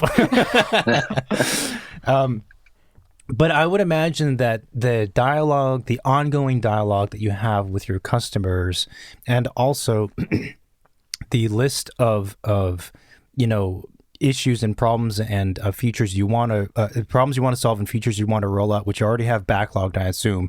All of that stuff. Oh that all of that stuff keeps you really energized, and like, I feel like you would never lose momentum with those things. Yeah, you're on the money. Like, it's hard to lose momentum, right? Like, it's like, there's so much work to do, and everything is essential, right? Like, I think the hard part is just like figuring out like what to work on next and how to sequence that work. Because there's no way you can work on it all at once, but there's so many problems to solve, and it's so systemic. Right. Like I said, easily, like, this could be my project for the rest of my life. Interesting. So I would imagine also that in this conversation and with those issues, that delegating becomes a big thing, right? Because you only have so much time in the day. And assuming you get roughly 8 hours of sleep a night, there's only so much time in the day. Okay, a little bit less than 8, maybe. Some of us get 10 or 12, right? Yeah. But delegating and understanding how to parse out responsibilities is a significant thing in a business. Oh, absolutely. Right. Like, it go back to like one of the core values of Monograph being like super transparent, or being like, transparency is super important. Delegation is super important. But the root of both is trust, right? Like, you gotta you're building a company, regardless if it's a technology company like here at Monograph, or a practice, and if aspired to like have more than one, a team of one, then trust is super important. And you have to build that trust, and you have to give that trust. And like you said, there's not enough time in a day. The mission and the goals that we're setting are too large for one person to tackle. Delegating that work, trusting the team to do it, is extraordinarily important. I want to go back to the idea of representation real quick, because when you were talking about, having a beautiful interface and things like this are like baseline, like fundamental to the product, but also fundamental probably to what you guys would do anyway with whatever project you're doing. You would want it to be that. And having that information essentially be more legible and clearer and more enticing to look at for people who tend to be on the creative side. It occurred to me that these kind of infographics actually is very parallel, if not the same, as what a lot of architects and creatives do with their research for a project. So like in the design of a project, you can do this research on economic data, the demographics and stuff like that, but that all has to be translated graphically and conceptually in some way for an outcome. It can't be just raw information. And that seems to be very similar to like what you guys are doing. Like you said, the raw information is there already, but it's this other question of bridging that gap that is like, that's a design task. Very much so. Very much so. Like, oh my God, you just sparked like a memory of mine, like back in studio and undergrad. And like, I'm sure schools still do this today, but you have to draw diagrams in the beginning of every project. You have to do a site analysis. You have to you have to essentially go digging for information. All the information exists. And then we have to use diagrams and representation to like surface like insightful information about that site, about that context, about that project before you start designing the project. So you have something to root on and something to like put your foundations of your design philosophy for that particular project on. Very much similar in terms of like what we're trying to do and what we're trying to do with software, knowing that we always have to use representation diagrams to communicate more effectively. And I feel like for the consumers, let's say for architects in this case, that it makes the information interesting. And it's an odd thing. Like if I look at a spreadsheet with a bunch of numbers, I'm like, I don't. It might as well be in Russian for me. I don't know what it means at all. But as soon as it becomes an infographic of some kind, I'm like, oh, I get it. Get it. And also, as you said, it becomes relevant to something else, right? It's not just $1,000 floating in space. It's $1,000 relative to whatever other context. Correct. Correct. And I think that's really, really important. Like we, as a company, we have to keep that always top of mind.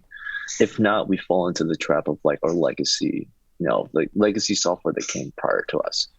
So I think being contextual is like super, super important. And as architects, if you're still practicing, you do it every day. But like if you don't draw that north arrow, I don't know what I'm looking at. Like if you don't have the line weights, I can't understand like what's in front and what's behind. If you don't use the line types, I don't know like what's the representation of that line. Is it a wall? Is it wiring? Is it hidden? Is it not? Right? Like the representation is super, super important.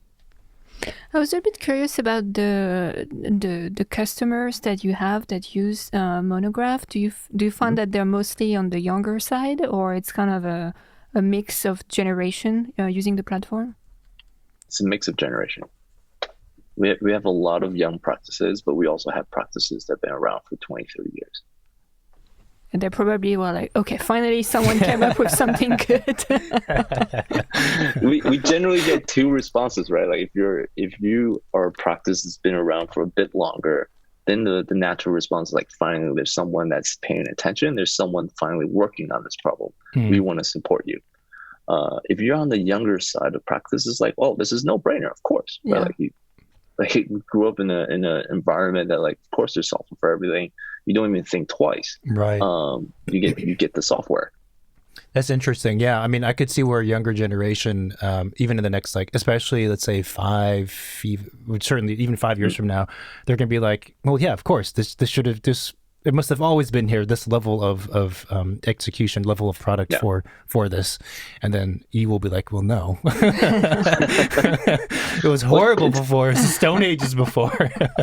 It's no different than like, of course, now you buy a BIM software and you buy like a drafting software. Yeah. Like, it's really funny. Like, I'm not that old, but probably when I was starting my architectural education properly, like there were still a lot of firms that were still on pencil and paper. Yeah.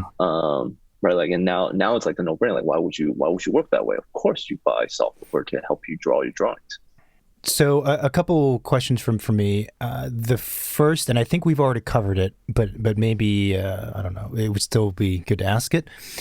So what makes Monograph different or special or better than other similar softwares?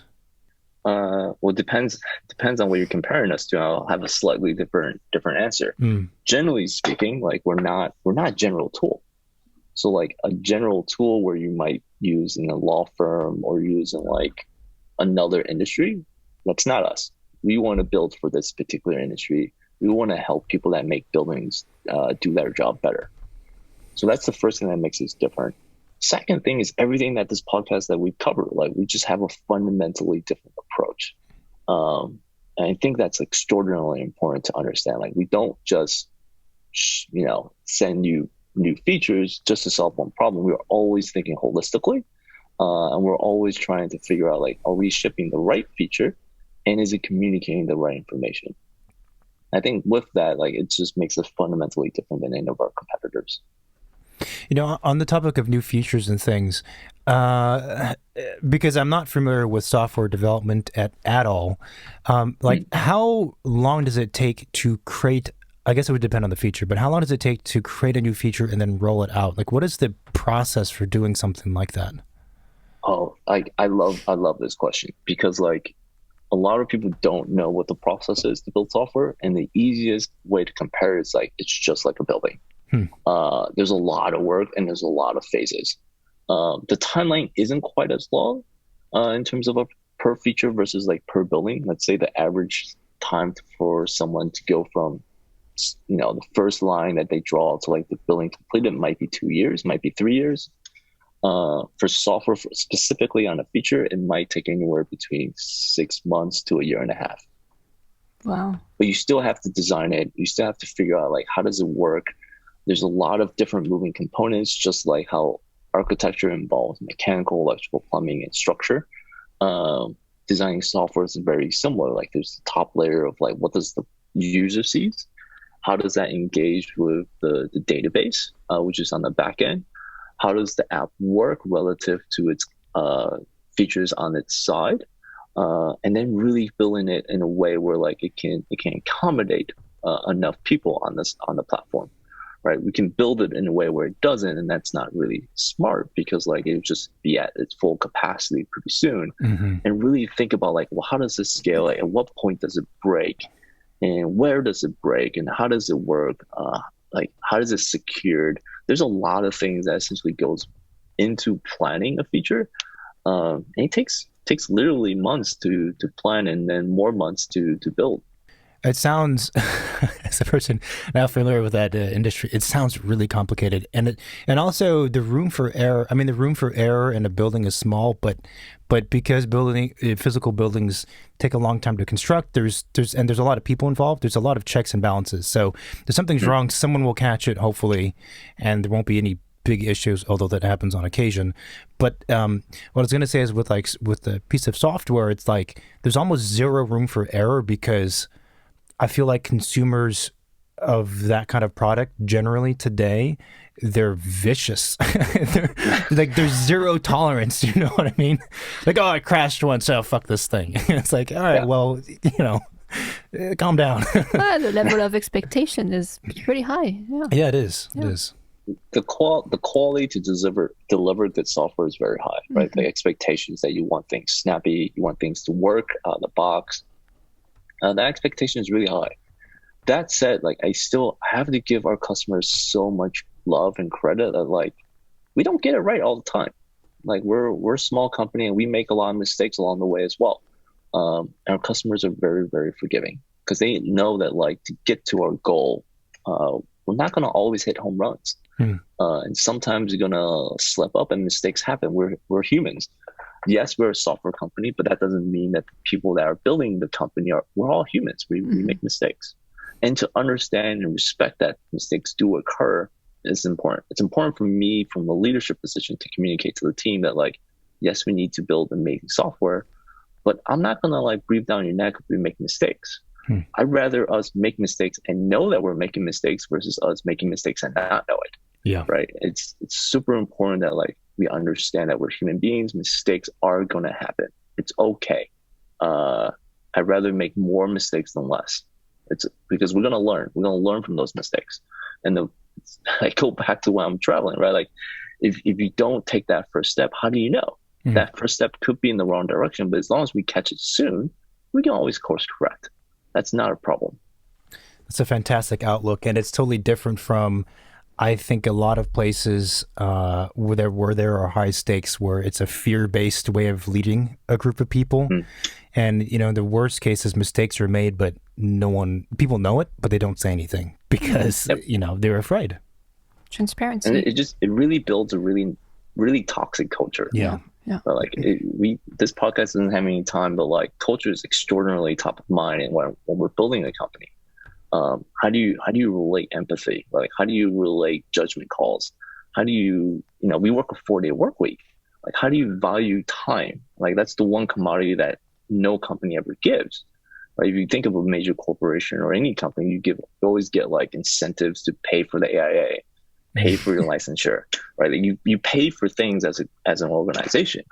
But really the one commodity that people don't have is time. Like, we have families, we have people who, we have team members that are young that wants to continue to further their education. The best thing that we can give them is actually not money, it's time. Mm-hmm. Did you say that it's a 4-day work week? Yeah. Oh, no, that's another reation why I'm going to quit my job. I think I'm going to quit my job too. Hey, Sorry, no, David. No. We need someone to hold down the fort here.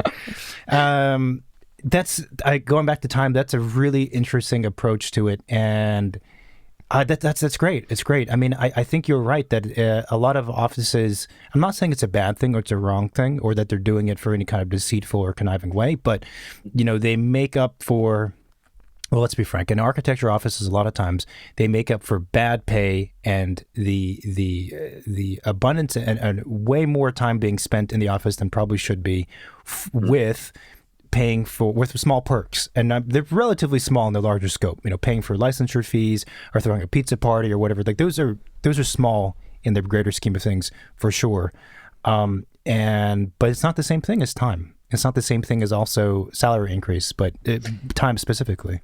So you guys do a 4-day week because Monograph is using the Monograph software. Like, you're managing your time so well that frees you one day. Is that the secret? No, so I think there's two types of philosophies when you're building a company. Mm-hmm. Generally speaking, if you were really abstract things, one way is like, we're going to work so hard and we're going to do 80, 90-hour weeks because that's just what it takes. And I think architects can relate to this because generally speaking, a lot of the practices that we know work in that fashion. It's like, we have to put in the time to do great work. I think part of what I've learned through my past experiences and then like huge bet moving forward is like, I don't think that's the only way. I think if we actually have more time to think about those decisions that we're making, be a little bit more strategic, be smarter in terms of how we execute, we can actually yield way better results. But the only way to do that is actually to not burn out everyone. Like, you need to be always like at a high functioning individual all the time.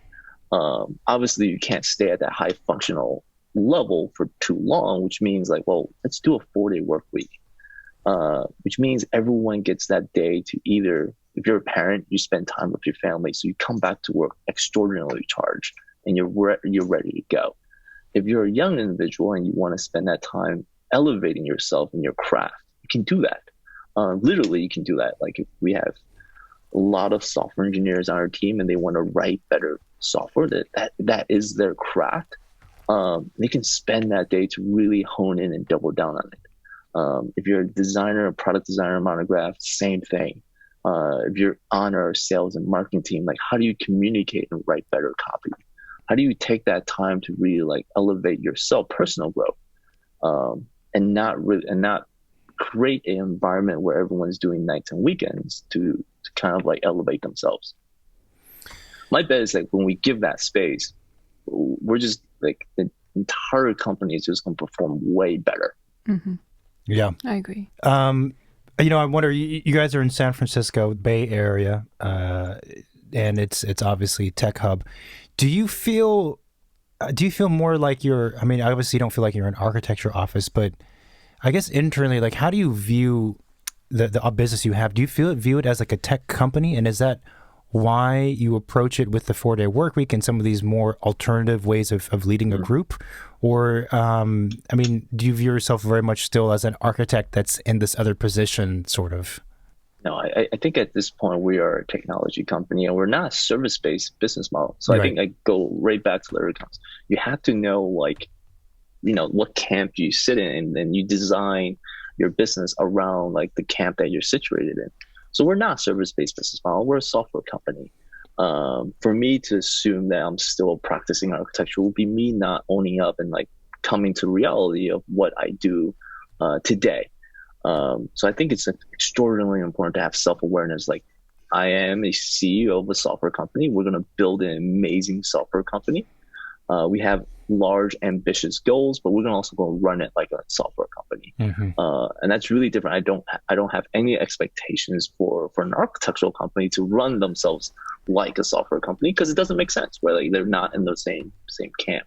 An architecture company, which is a service-based business model, should run themselves as best as they can as a service-based business model. Interesting. What is next for Monograph? Yeah, what's my timeline? Let's say I don't know, immediate future, and I'm going to leave it as vague as that. Yeah, immediate future. I think one of the core things we want to continue to improve on related to representation is we need to have better reports. We need to better communicate the information that's in our app and relay it back to the customer. So that's number one, really close to the chest. We need to do better reports. The second thing is like, what's really interesting is, you know, we start with time tracking and then we also do project management. At the end of that cycle is we build, you know, an architect will bill for their time. We do have invoices on Monograph, but I believe we can do a lot better. So there's going to be a really big push this year on like, how do we do invoices better? How do we really understand like how much money has been billed, how much money has been consumed based on hours, how much money is left, and really communicate that information as succinctly as possible is a big marching order internally here at Monograph. You know, one of the things you mentioned earlier also was this kind of conversation or dialogue with the consumers, and it also sort of tied into the portion of the conversation where they're understanding if there's a mistake made, right? And it occurred to me that there's a very strong sense of community, obviously within the architecture profession, and that would extend to you guys and what you're doing. And I kind of like this idea that, you know, an office would utilize your product because it's good, because it brings value to them, but also because they want to help you guys. You know, they want to help you guys produce a better product. So it's an exchange. It is a community effort. It absolutely is, right? It's a two-way street. Like the problems that we're trying to resolve are so big that like I can't do it alone. I literally mean that, like, we can't do it alone as a company, and we need the entire community and the entire industry to kind of pitch in and tell us where are the most highly valued problems, so we can focus. But also like have conversations like this, so we can also remember that like there's larger problems at stake. And we're not only planning for the 6 month, 12-month roadmap, but we're planning the 2 to 5 year to 10-year roadmap as well. The software right now is available on the browser. Is it also available as an app on iPhones? Not yet. But that's something you guys are all considering. It's one of the. I mean, you know, like, I don't know. It's one of the one on the backlog. Yeah. Talk about the backlog of things we want to accomplish. Like I said, there's plenty of work to do. Yeah. There was a really strong strategic reason on why we haven't worked on the mobile app yet. And the big reason is we're a professional industry. We generally spend most of our time in front of a computer, either a laptop or a desktop. And because of that, we're going to also then spend most of our time working on the web app and not the mobile app. That makes sense. It doesn't mean we won't work on the mobile app. We just have to prioritize the desktop experience first. Gotcha. Great. As far as the position open currently in your company, are you hiring architects or only software engineers? Both. the kicker is if we hire an architect, you're not doing architecture, right? Like that's where we're not an architectural firm. Both of you know George well. He essentially leads our entire marketing efforts. He's trained as an architect. Yeah. Eileen is our director of customer success, also trained as an architect. Did her graduate study at Harvard GSD. Wow. But she's now only focused on like just customer experience and just making sure that every customer that passes and signs up with Monograph is extraordinarily successful. So yes, we actually, like, I would say at current size, a big percentage of the company have an architectural background. Interesting. Well, we burned through these 2 hours pretty quick, I have to say. I think I can speak for both of us. We definitely want to have you back on to talk about a lot of different things. In particular, for me, you have a clear kind of philosophy and approach to leadership and leading people, which I want to get into in another conversation, and a bunch of other stuff for sure. This has been phenomenal. Thanks for coming on the show, and of course, thanks you guys for supporting what we're doing. Thank you for having us. This is extraordinarily a lot of fun. We'll love to do it again. Well, if you enjoyed this episode, then you should do two things. First, you should leave us a review. And then second, you should click on Monograph and check out their product and use it for your office. Leaving us reviews is one of the best ways to support our show and what we're doing. That can be done through the Apple Podcast app. You can also find us and subscribe to our show on YouTube and Spotify. Is that right? Yeah, that's right. Mm-hmm. We're also on most of the social medias, such as Facebook, Twitter, and of course, Instagram. We get a lot of your DMs on Instagram, and we try to respond as much as we can. Don't expect right away. Sometimes we're busy. You could also send us an email at hello@secondstudiopod.com. If you want to share a story, you want some feedback on something, feel free to reach out. We also have a hotline that you can text or call. The number is 213-222-6950. Again, just tell us what you think of the show, how you found out about us, how you're doing. If you want any guests to be appearing in our show, that's also a good way to reach out. And absolutely. And again, we really do appreciate that you guys are listening. It means a lot to us, and we hope to continue. And thanks again to Robert for coming on the show. That was pretty fascinating. All right, everybody. We'll talk to you again next week or sooner. Bye. Bye-bye.